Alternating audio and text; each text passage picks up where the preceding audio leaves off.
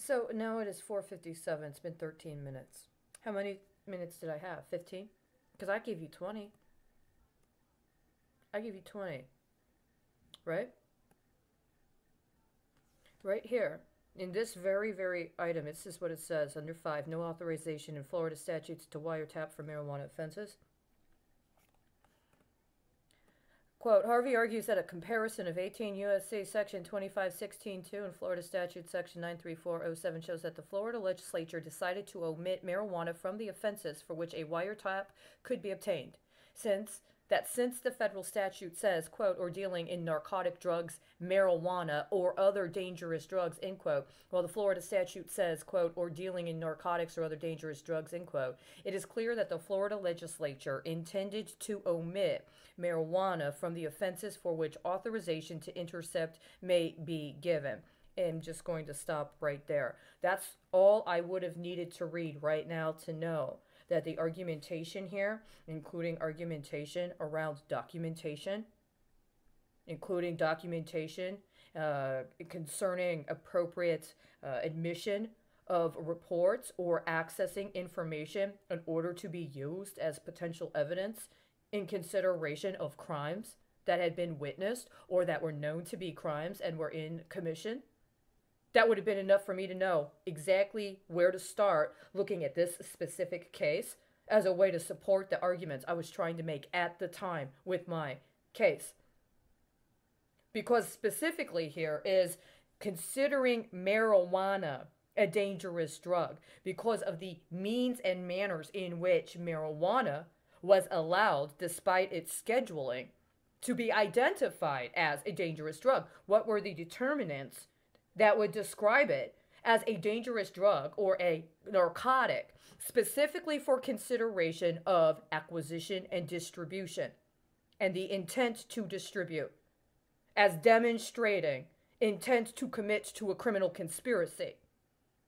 That's exactly what I need, specifically because the Florida state statute has a difference in terms of the specification than the federal statute, and that specific difference and the manner in which it was understood at the time would have been absolutely materially relevant in establishing cognizance of the implications of the executive orders that I alleged were actually part of the contract to commit, and by willful violation of things that were supposed to be put into literal practice concerning the jobs of those involved, but that were not, because they had instead agreed to bypass things that would have been procedurally required in order to establish that what they were doing was legal, were being not only engaged in willfully and intentionally, but that people were being extorted into agreeing to violate what was known to be the law and was known to be the legal policies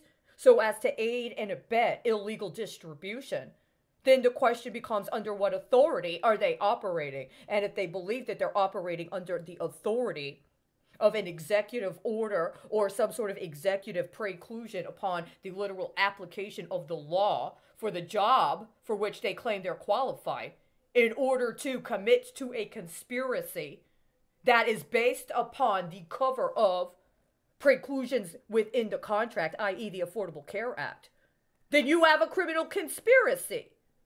This would have been absolutely what had been necessary. Now, what would be the specifications in terms of delineating whether the federal statute takes precedence over the Florida statute, as if whether or not the state of Florida was attempting to exempt something that was explicitly covered in federal law? Well, that would have been part of what should have been argued. It wasn't what was supposed to be stolen and used in commission of serious crime above and beyond. Did somebody just want to see if they could up-leverage proving that the intent of the criminal conspiracy was to literally murder children so as to aid and abet illicit distribution of narcotics to drug other children? Because that's exactly what you fucking proved. Not only that, but you also proved that the intent was to do that, to extort people into cooperating with biological warfare against their own country. Do you want to keep fucking going? Don't you think it's time for you to break through this morass that you've been perpetuating.